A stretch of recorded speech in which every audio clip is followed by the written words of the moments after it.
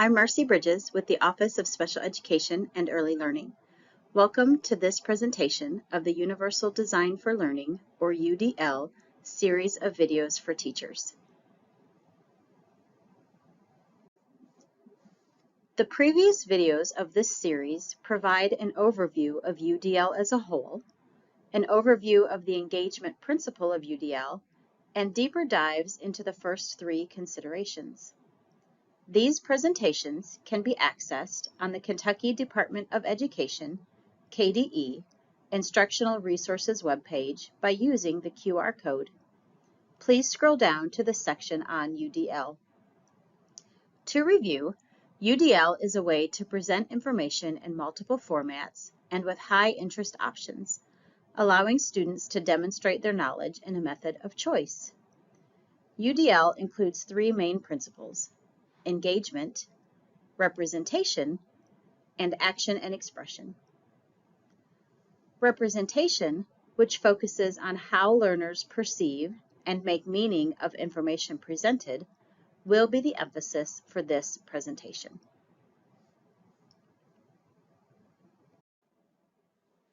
Representation, or the what of learning, is meant to provide teachers and students options for perception, language and symbols, and building knowledge.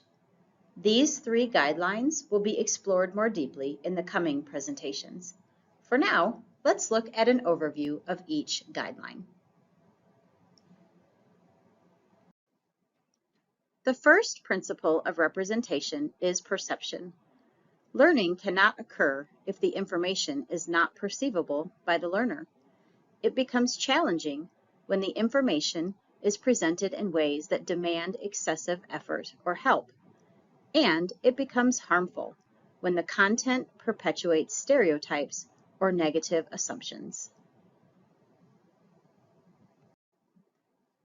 To reduce barriers to learning, it's important to ensure that key information is perceptible to all learners by offering the same information through different modalities, such as vision, hearing, or touch, offering information in a format that will allow for adjustability by the user. For example, text that can be enlarged, sounds that can be amplified, and offering a variety of perspectives. For example, incorporating a range of authors and contributors. Using multiple representations ensures that information is accessible to learners with sensory and perceptual disabilities, and enhances access and understanding for many others. Additionally, giving learners a chance to see themselves reflected in the curriculum, or a mirror, and to experience others' perspectives, a window, fosters stronger, more genuine connections to learning, and provides greater opportunities for creating meaning. The next guideline is language and symbols. Vocabulary and symbols carry a lot of meaning and can vary when considering families and backgrounds. Vocabulary that clarifies concepts for one learner may be confusing for another. A graph showing the relationship between two variables can be informative for one learner, but cause anxiety for someone else. Similarly, a picture or image that holds a positive meaning for some may have very different interpretations for those from different backgrounds. A great example is this symbol, which has many meanings. It could be a number sign, commonly used to denote numbers. A hashtag, used on social media platforms to tag keywords or topics, #success. A pound sign. In the United States, it is often referred to as the pound sign, especially on telephones. In music, it is known as a sharp, but in programming, it is a comment symbol. Finally, it can signify weight in pounds. Each of these uses can vary widely based on the specific field or context in which the symbol is used. This includes clarifying symbols and vocabulary, respecting languages and dialects, and using multimedia as shown on the next slide. When information is presented in only one way, it may not reach all learners. To ensure accessibility for all, use labels, charts, and maps, or graphs to teach vocabulary, icons, and symbols. Likewise, idioms such as "you hit the nail on the head" or "don't cry over spilled milk" should be translated and explicitly taught to help learners understand their meaning. Slang should also be taught, as it has multiple meanings and can change over time. For example, the word cap has many meanings. It can symbolize a graduation cap, a baseball cap, or a bottle cap. It could also mean to put a lid on something, such as an ink pen, or to finish something in a meaningful way. She capped off her memorable season by becoming a champion. One might also put a limit or a restriction in place and call it a cap. For example, if the budget has been capped. However, the current slang of cap means that something is a lie. So remember, to ensure all learners understand, use multiple representations for accessibility, clarity, and comprehension. Transforming accessible information into usable knowledge is a mark of true education. Decades of cognitive science research have demonstrated that the capability to make meaning, transform accessible information into usable knowledge, is not a passive process, but an active one. Building usable knowledge, knowledge that is accessible for future decision making, depends not upon merely perceiving information, but upon active skills.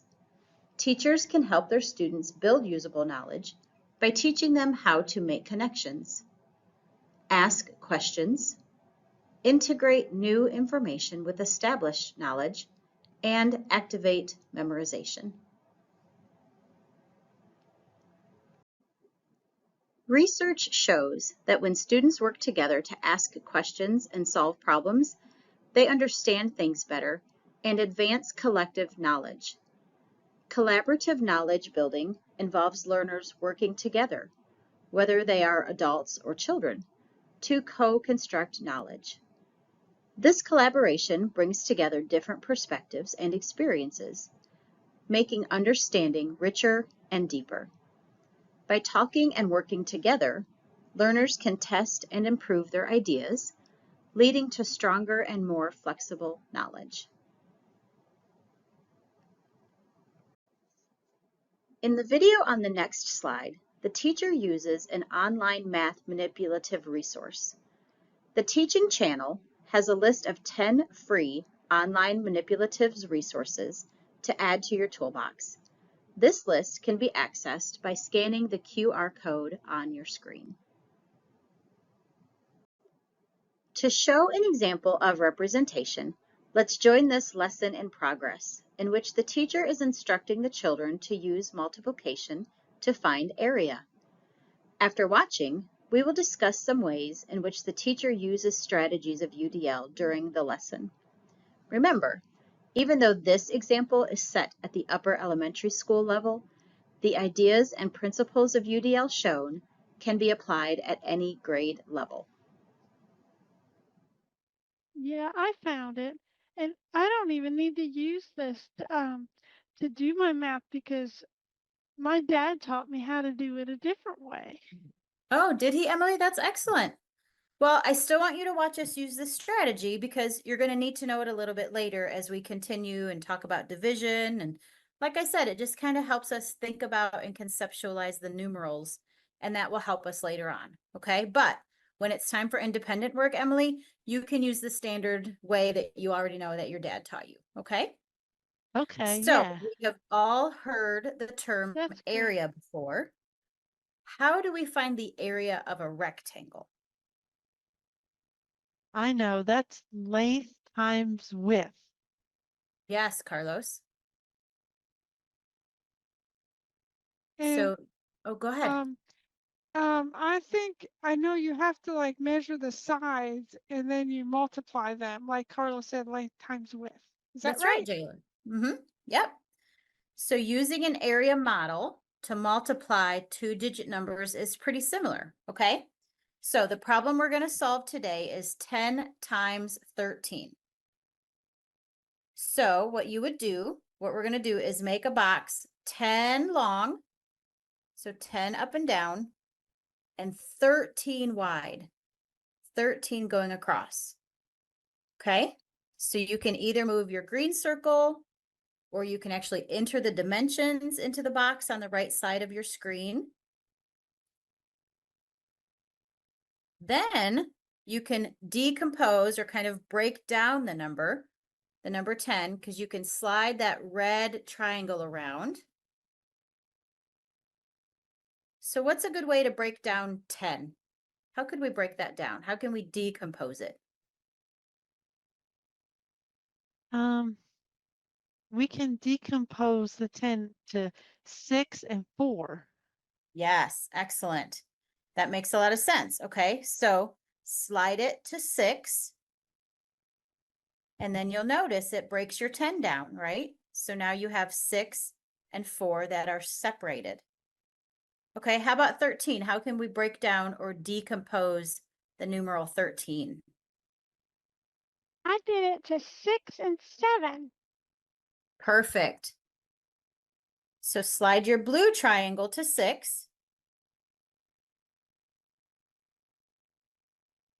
So now you should have a breakdown of 6 plus 7, but that still equals 13. Okay, so now we're going to calculate the area. Have you been watching what is happening on your boxes on your tablets?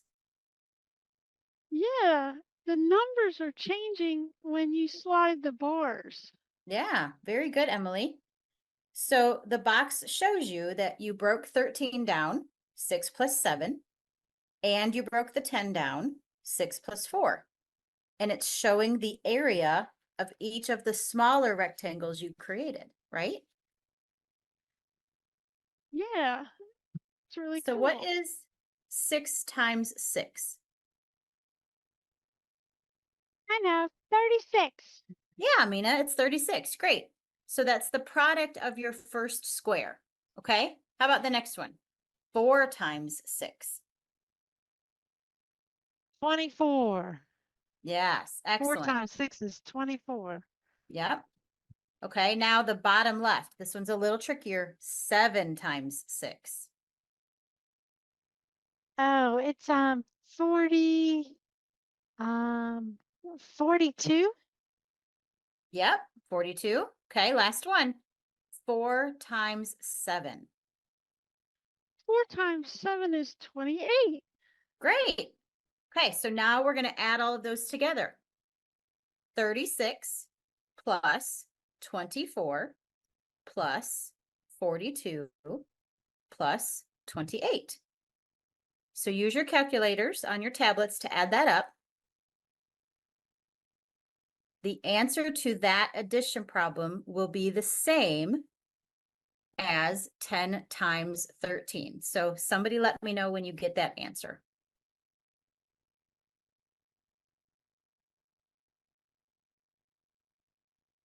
Um 130. Great, very good. You guys are some serious mathematicians today. I'm very proud of you. Yeah, we're doing pretty good. You are. But I think I could have done this just by adding a 0 to the end of 13. My mom taught me that. That's true. You can. But now you can Oh, see that's cool. why. I'm sorry, what? I just said that was cool. Oh, it is cool. Yeah. But now this helps us see why and how 13 times 10 equals 130, right? You were able to do it, manipulate it, figure it all out. Yeah, so does that mean if I counted all the little squares, there'd be 130 of them? Yeah, Jayla, that's exactly what that means. I'm glad you noticed that. It would take a long time to do that though. So you could also lay out our base 10 blocks. So here you could lay out the green ones. You could do that in your area models. And if you did that to cover the whole thing, you would have 130 squares. That's really cool. Yeah. Yeah, that's pretty neat. So now I need you to do some on your own, okay? But you've got some choices, just like always. You can use your virtual manipulative, like I demonstrated, like we talked about and we did today in class, or you can use the standard algorithm, or you can use the base 10 blocks we have in the back of the classroom. So you guys make your choice, and when you get started, I'll walk around to offer you some support, okay? Okay, we'll get started. In the video, there are several instances of UDL principles. These include using gestures, allowing multiple ways for the students to perceive the information, clarifying vocabulary by stating what decompose means, illustrating through media by showing the counting cubes on the tablet, and exploring patterns. For additional information on UDL and its guidelines, please see the resources available here. For any questions, please contact me, Marcy Bridges. I can be reached at 502-564-4970, extension 4143, or by email at marcy.bridges@education.ky.gov. Thank you for watching this presentation on UDL, Sustaining Effort and Persistence, Overview, and Classroom Application.